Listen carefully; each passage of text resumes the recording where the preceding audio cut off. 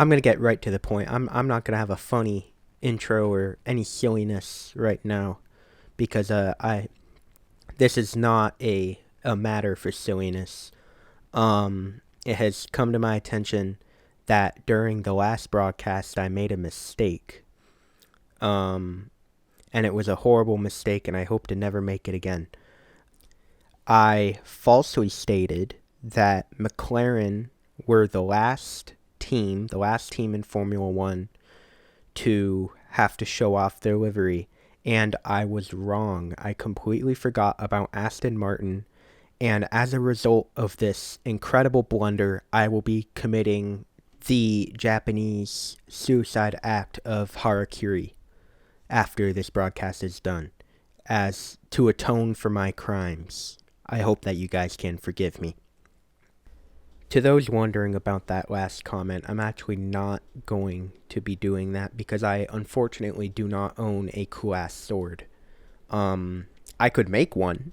Like, I literally have the materials to build a cool-ass sword, but for some reason I just haven't built a cool-ass sword yet. Such are the struggles of life. Speaking of the struggles of life, talk about being an Aston Martin fan. Holy shit. Like, there was so much hope going in. Like an Adrian Newey design car, you know, like it was mainly Adrian Newey coming on, but like the new regs, Adrian Newey, like the partnership with Honda, like it seemed like everything was like gonna turn out good, and like there was gonna be Fernando Alonso versus George Russell for the championship, and that's not the case. I don't think that's the case. Obviously the livery that they showed was just on the show car. They did not show it on the actual car, but we have seen the actual car during testing. Looking at the show car, I'm really disappointed with the livery. It looks worse. It looks worse than last year. It's like they looked at Williams and saw like what they did with the airbox, using the airbox for the Duracell battery, and they went, "Oh, we can do that too." And then they did a really shitty job at doing it. And I have a picture of it pulled up, and there's just, it's like towards the front of the car, like it's all right. Like I kind of like the little faded Union Jack behind the Aston Martin logo on the front wing, like right below the Valvoline logo. By the way, I am a sucker for the Valvoline scheme. All right, like especially the older ones, like the Alancer Jr. or Joe DeFerrin Valvoline schemes, but even like the modern Valvoline scheme seen on like Kyle Larson, for example, I am a sucker for the Valvoline scheme. I love it. So if like, please, Aston Martin, please, if please bring the Valvoline scheme. But anyway, they won't do that because they're too rich and powerful or whatnot. But it's like good from like the front nose, and then and then there's just a massive blank area where it just has the Honda logo on it. And then like the wheels, I don't like the wheels. I'm guessing, and don't quote me on this because I haven't read the rules completely thoroughly because I have like things I actually need to do in my life. But I think previously, last year, and again, I may be wrong, but I think last year you were required to have wheel covers on the car's wheels, meaning like that's what we saw. Like I'll mention like with the McLaren last year, like the Chrome logo, like the Google Chrome logo on the wheels, that was on the wheel cover. But Aston here have gone for a non-wheel cover. We've seen cars with wheel covers because I'm gonna get to the McLaren. Don't think that my grievances are done with Aston Martin. My grievances aren't even done with Cadillac, but I'm gonna get to them soon. I think I already have a thumbnail ready for that. I'll put it in the video if I decide to use the thumbnail. But they don't. Aston Martin's not running wheel covers, or at least I don't think they are, judging by the show car. But they also decided to put like the Celsius logo like around the rim, so you have like the exposed wheel rim, but then like the Celsius logo like around it, and it doesn't look. It's not. It doesn't even look good.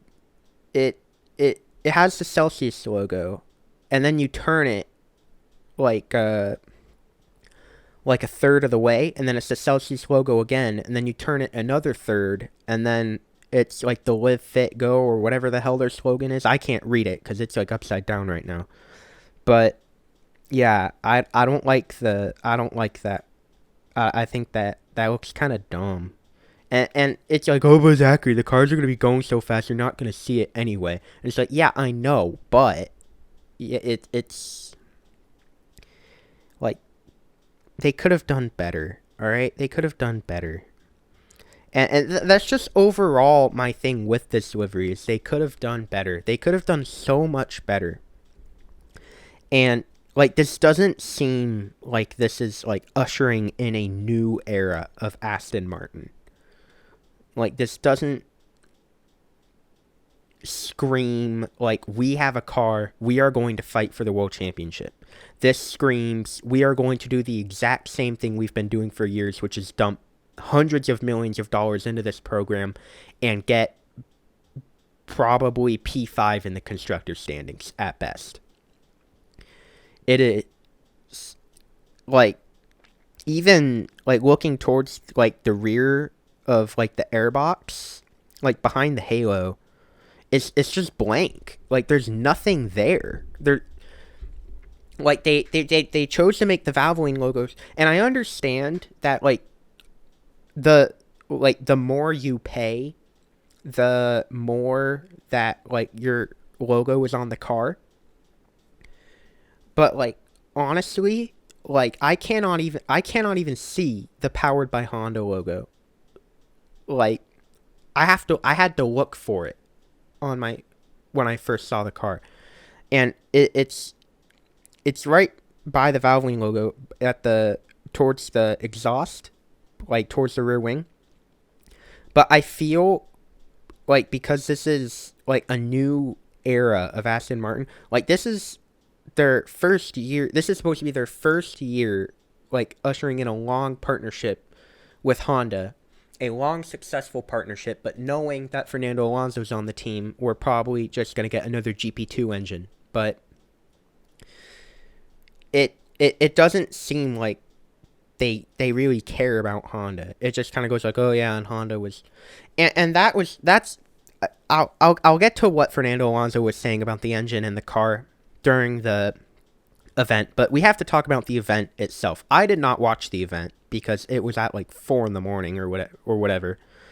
But even if I was up at 4 a.m, I could not watch the event because the stream was so fucked up that they couldn't get the thing to work.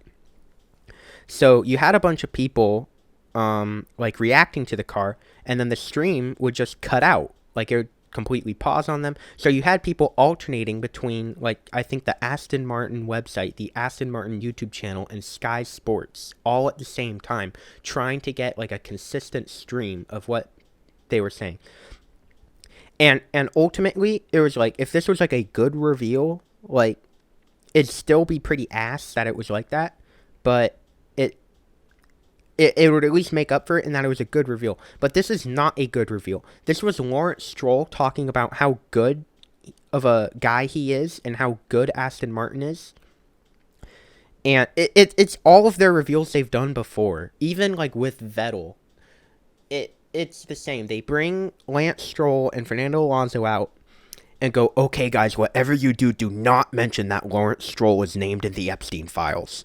And then they talk and talk and talk, and Lance Stroll gives some BS about how he's gonna like change expectations this year. Spoiler alert, he's not. He's still Lance Stroll. Like, remember, this is the guy who DNF'd on the formation lap in Brazil in 2024. This is the guy who nearly crashed into Leclerc at Monaco last year during the practice session. But yeah, but he always gets some crap out here. He's going to improve. And then what Fernando Alonso said was very intriguing. Let me pull up exactly what he said because I do not want to misquote him here. Okay, so Fernando Alonso did an interview with AS. Not AS as in Autosport. AS as in some Spanish magazine that I couldn't get the name of. I guess they're just AS. But he was talking with Adrian Newey, and he basically spilled the beans on what Newey told him.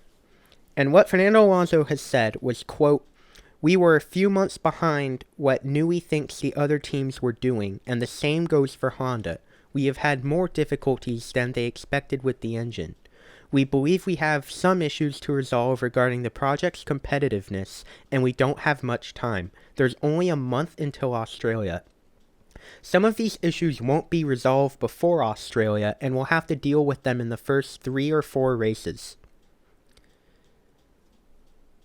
I think Honda has built a GP2 engine. I know everybody has been saying that, and everybody's been quoting that, but honestly, I think that's what's happened. I think Honda has built a GP2 engine, and I think, because remember, Adrian Newey is the aero daddy, alright? He is the greatest aerodynamicist on the Formula 1 grid currently, arguably of all time, probably behind Colin Chapman.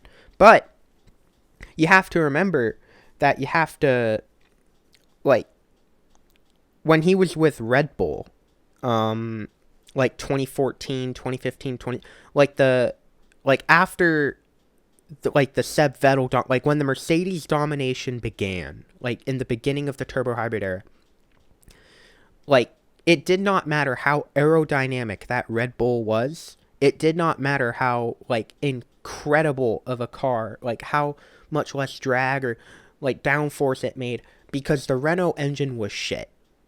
And they were not winning championships because the Renault engine was shit. Because Renault built a GP2 engine.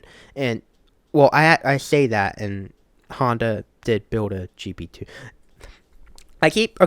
For those who are uninformed, in 2015, Mclaren partnered with Honda, and Seb Vettel moved to Ferrari, replacing Fernando Alonso, and Fernando Alonso moved to McLaren. And McLaren basically rushed Honda. They didn't give Honda enough time to build the motor. And so then during one of the races, I think it was Barcelona, but don't quote me on that, he got passed, like, numerous times. I think once by, like, a Sauber. And in frustration, Fernando Alonso hit the radio button on his wheel, and then went, GP2 engine, GP2. Ah! He went like that. And so that's what I keep referencing by a GP2 engine. GP2 is what Formula 2 used to be called. I may have stated that in a previous broadcast. And like I said, if I had, then that is a serious blunder, and I will make a sword and seppuku with it. But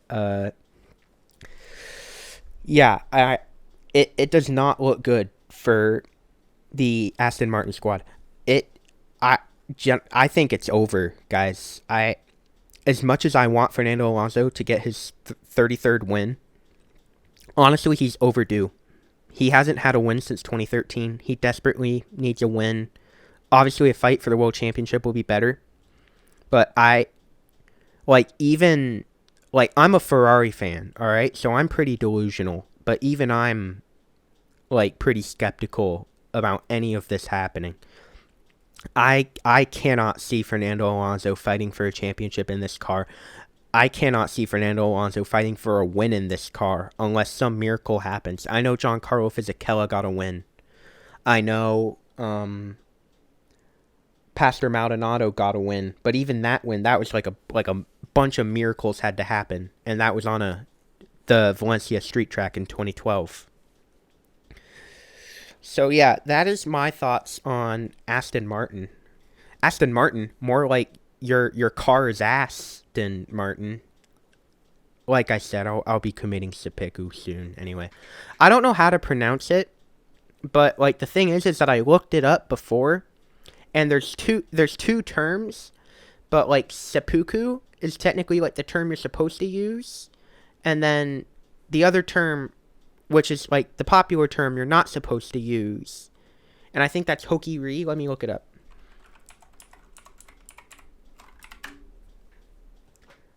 Harakiri. I was close enough.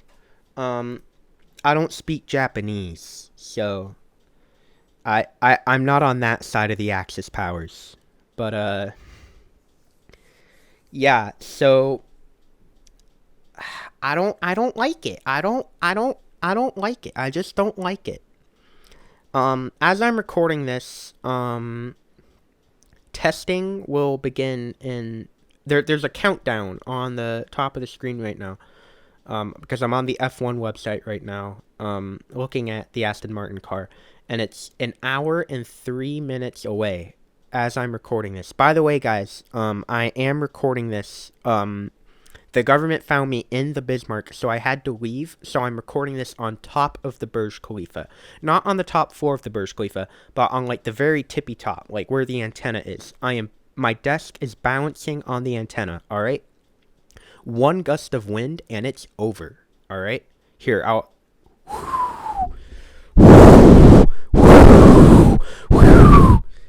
See, I took the pop filter off so you guys could hear how windy it is outside and how I'm balancing on the Burj Khalifa.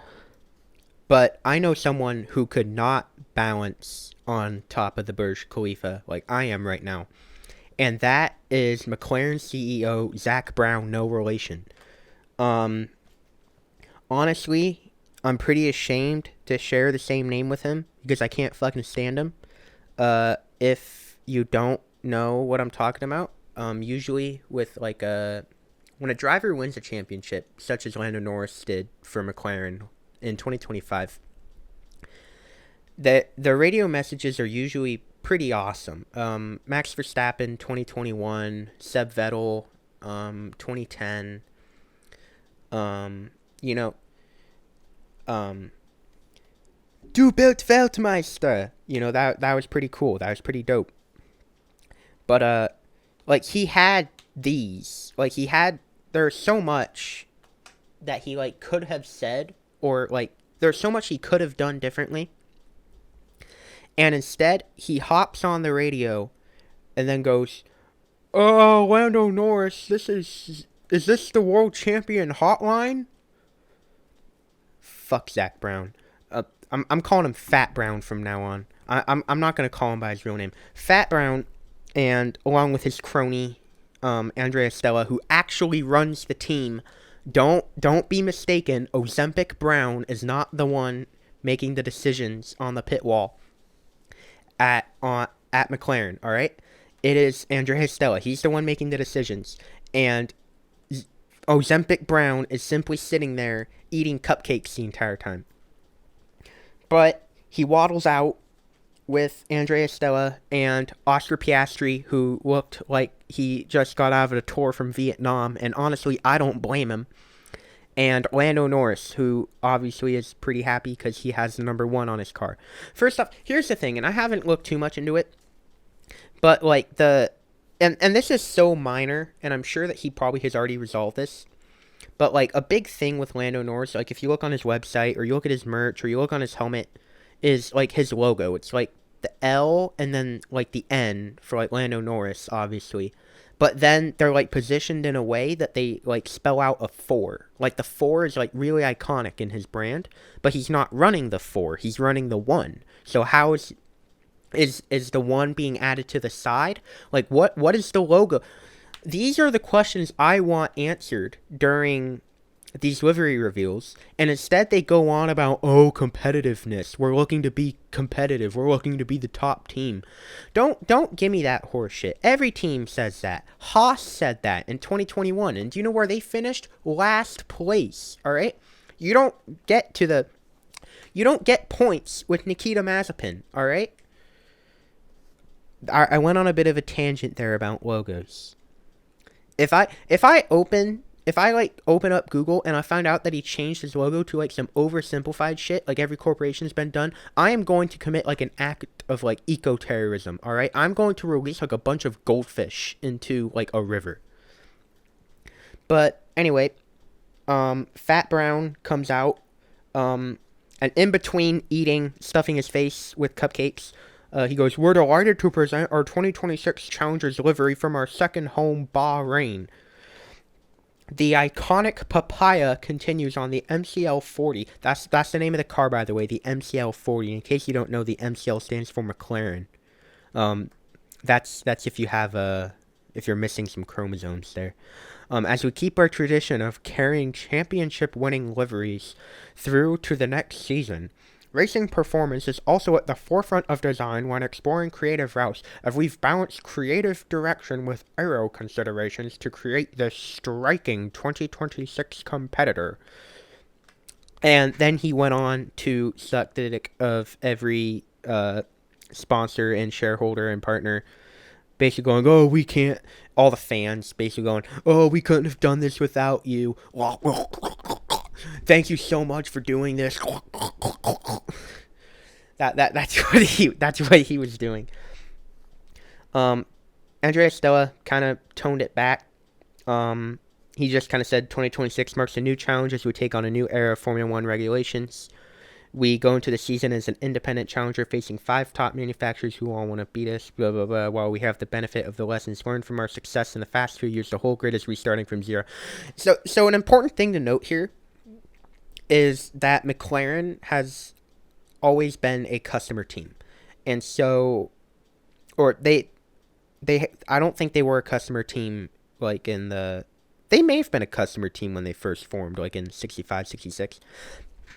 But they don't make their own engines, is what I'm saying. Mercedes has always made their own engine.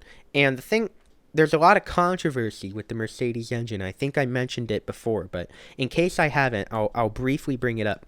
Basically, you know what? Yes, I do remember bringing it up. Basically, Mercedes found a way to get more power out of the engine, and McLaren is a Mercedes customer. So what McLaren is saying is that Mercedes might bitch slap them with development because the Mercedes is developing the engine. They obviously know more about it. But I kind of have to disagree with Andrea Stella here. Because honestly, like, I just did a live read of that, like, for the first time. And I thought he was being pretty sensical until I got to that part. And that was a Fat Brown take, all right? That was an Ozempic Brown take, all right? Like, I guess I can see where he's coming from, but at the same time, you also, like, won the Constructors' Championship 2 times in a row, which hasn't been done since Prost Senna, mind you. And you also won the Drivers' Championship, which is the first time you've done so since 2008 with Lewis Hamilton. And so, yeah, the whole grid is after us. We're on the back foot. That's horseshit. Because you just won the championship, all right? But let's see if Lando Norris, let's see if the Flower Boy said anything. So yeah, looking into it, Lando Norris basically just said, "I'm excited for the year, and I want to thank everybody." He basically did the same glazing that Ozempic Brown did. But then Oscar Piastri came down. And I'll do my best Oscar Piastri impression here. I gotta get pretty dead-faced for it. "The new livery on our MCL 40 looks excellent, and it's great that we have carried through our championship-winning design from 2025. It's always fun to race in a papaya car. Thank you to everyone back at the factory, our fans, and our partners for their support." So, Oscar Piastri is the main guy I'm looking at here, alright? Sorry, Flower Boy Lando Norris, but as soon as you did that Vogue cover shoot, I lost all interest. That's a lie. I lost all interest in him back in 2023. But Oscar Piastri, on the other hand, is interesting because for a while he was leading the Drivers' Championship and he had a comfortable lead on the Drivers' Championship.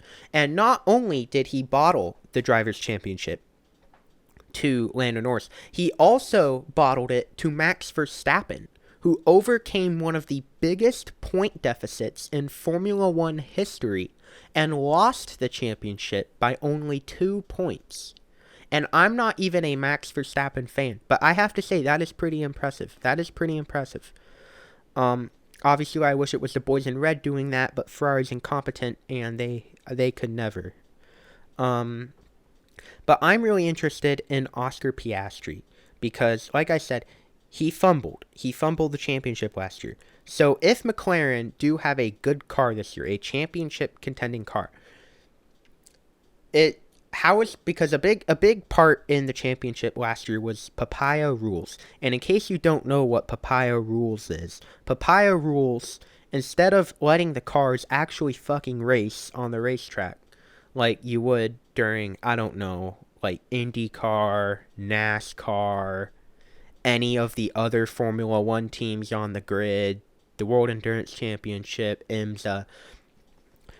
Papaya Rules is McLaren's way of saying, hey, so we know that, like, you're leading the race right now, but, like, a year ago, Lando Norris, like, gave up his position so that you could win the race, and so you have to do it now. And it doesn't matter that you guys are in a title battle. You have to do it now. I think it was Austria. Yes, it was Austria. And Oscar Piastri was driving his Formula One race car, his Formula One machinery, like Formula One machinery, and he got a call on the radio. The little beep goes on in his thing, and it goes, Oscar, you're driving the margins. We don't like the margins. They basically told him to slow the hell down so that Lando Norris could build a gap. And so that's the first question that I have, because if Papaya Rules, if McLaren are in a situation where they are in the fight for either the constructor, I guess for the constructors it won't matter if they're not in the fight for the Drivers' Championship.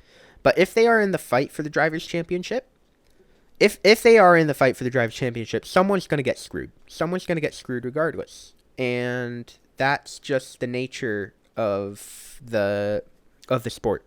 But it's the way that they did said screwing that I don't like, and that a bunch of people didn't like. And it is very clear that Ozempic Brown has a favorite driver, and that favorite driver is Lando Norris.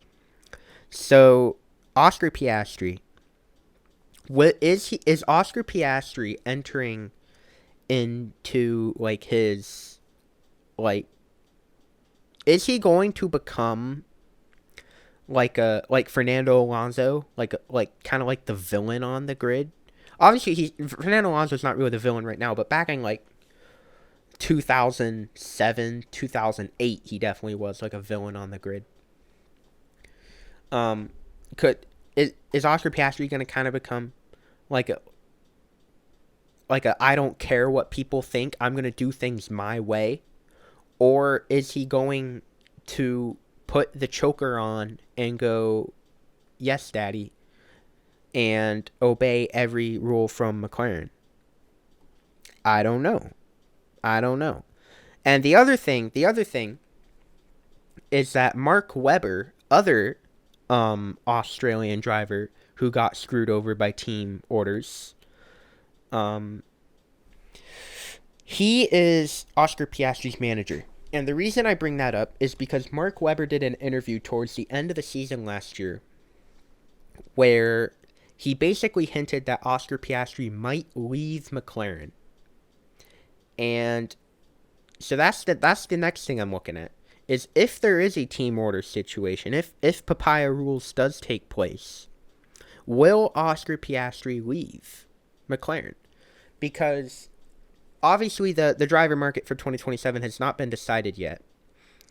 But there's a bunch of rumors going around that Leclerc might be leaving Ferrari because he's finally like snapped out of the illusion. I don't think he's gonna do it. I think the whole thing with his dad on his like deathbed, and he told his dad that he got the contract with Ferrari. I think because of that he's still gonna drive for Ferrari. Plus he's Ferrari's golden boy, so Ferrari's gonna want to pay him. However, Lewis Hamilton might leave. If Lewis Hamilton sucks, Ferrari's gonna want to get rid of him. And I think the two most likely candidates for that Ferrari seat currently at the moment, obviously there's other drivers that I think who can take it, but just on the Formula 1 grid right now, not counting any of the Formula 2, like any of the junior formulas or any of their other drivers, such as in WEC or Intercontinental GT Challenge.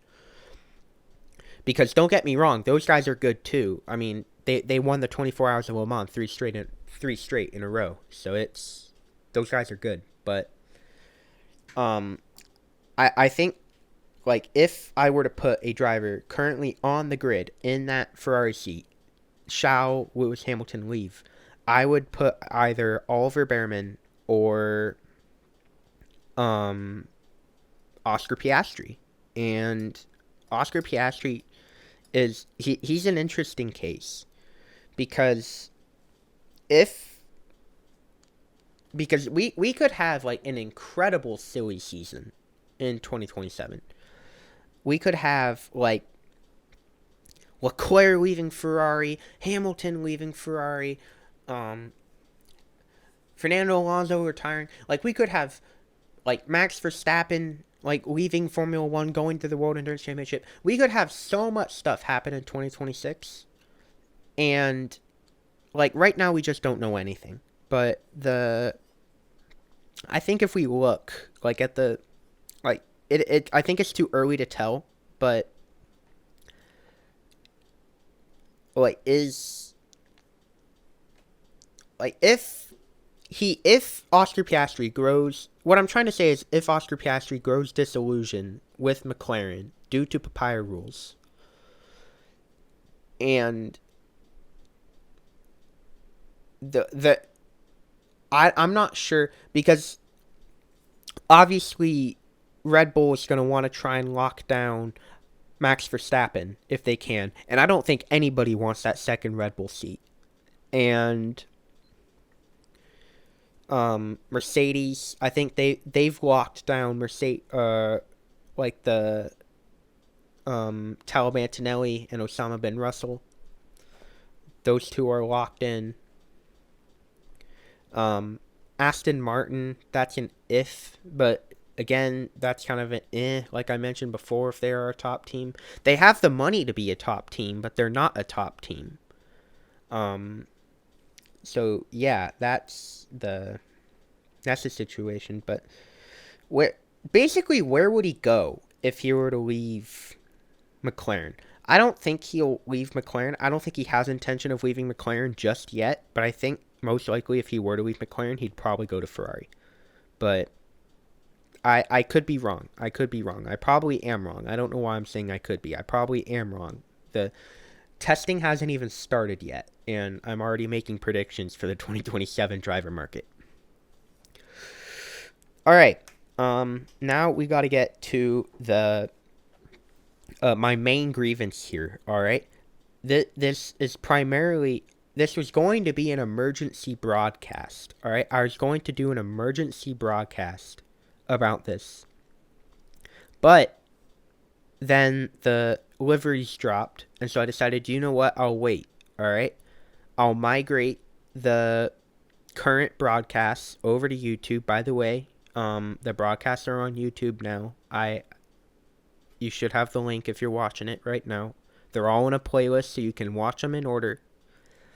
But fuck, what was I talking about? Oh yeah. So this was going to be an emergency broadcast, but then I decided, you know what? I'm going to lump this in with Aston Martin and McLaren, and then I'm going to, while I'm doing this, put the things on YouTube. We got to talk about Cadillac, because Cadillac are a bunch of liars. They are liars and deceivers. All right? They are. By the way, I'm not even gonna put it in the I'm not even gonna put it in the description anymore. Back maybe like 10 minutes ago when I mentioned the thumbnail, I'm 100% using that thumbnail.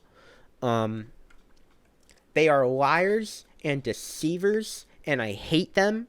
And I hope that they finish P11 in the Constructors' Championship.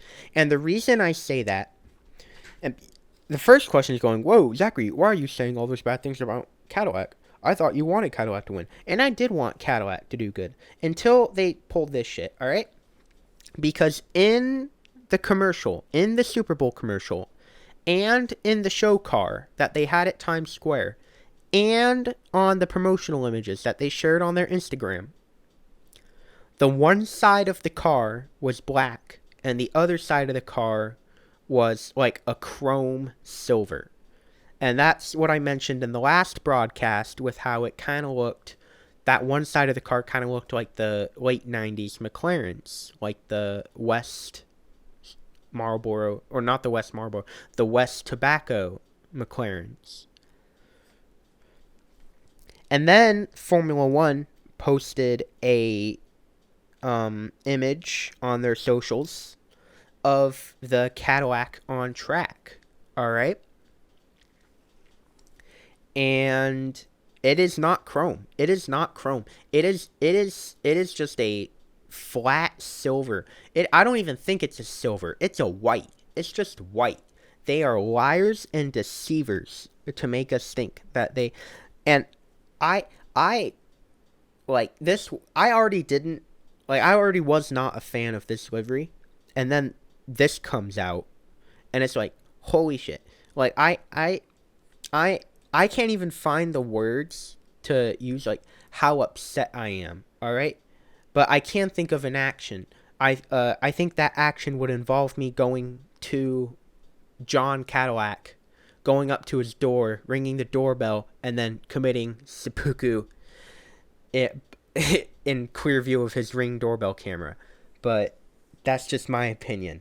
So yeah, I am not happy with Cadillac, alright? I'm not happy with Cadillac. I'm not happy with Fat Brown. I am not happy with Aston Martin. These last 3 car launches were shit. Alright. What else? I had another thing. I had another talking point on here. I sometimes write down talking points, and then oh yeah, here it is. So, I wrote this down as a potential experiment, and I need backing for it. I don't know how I'm gonna do it yet.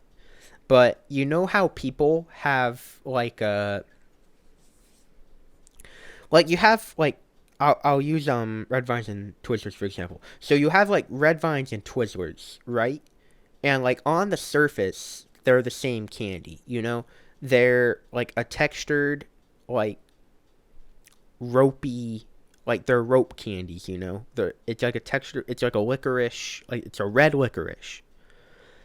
But you have people who say that Red Vines taste better than Twizzlers, and that you have people who say that Twizzlers are better than Red Vines. And it's not just with Twizzlers and Red Vines. You have this situation everywhere, all right? Like everywhere where there's candy, like Snickers versus Twix. That's one of them. And there's some candies that just have a monopoly on the market, and there's not really a like there is technically like a preference, but they're different enough to where I wouldn't classify it. Like one example would be lollipops. Like when I think of lollipops, I think of like the Dum Dum lollipops, because you can get those for dirt cheap. They don't advertise them on TV, and yet they still have like a monopoly on the market. And then the second lollipop that I think of are like those Tootsie Roll lollipops. You know the ones with the owl, the really freaky owl, and he's like, how many lips does it take to get to the center of a Tootsie Pop? But yeah, that's the so yeah, people prefer Dum Dums and Tootsie Pops, but those are different enough to where this experiment would not work with those. All right. like my idea. Fuck. How do I explain this without it sounding really bad? My idea for this experiment is to have the people like identify like what candy is their favorite and then group them, like put them in like different groups. So like the Red Vines and Twizzlers group, the Snickers and Twix group, the I think you guys can see where this is going. And where there'll be a little bit of class warfare. There'll be some heroes, there'll be some villains. Um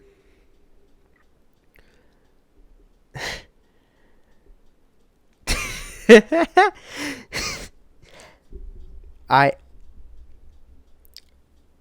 Mart there'll be a Martin Luther King sized bar. But yeah. So but they'll fight for 2 weeks, and then um ultimately what I'm hoping at the end of this experiment is that we'll have like these different factions, you know? We'll have the KKK, we'll have the Kit Kat clan, all right? All right, we will have the SS, all right? The Snickers squad. I want to see extremist groups pop out from these candies, all right? And some people may call me crazy for that, but I just think it'd be funny if do you know what would make it better? Do you know I just thought of this on the spot. Do you know what would actually make it better is if we grouped them in those groups, but we didn't tell the other group. So um like the Snickers and Twix group. Like for example, like we take all the people who like to eat Snickers and Twix and put them in the same like a group, but we don't tell them which one they prefer, and so we basically incite hate violence due to that. That would be awesome, I think. But that's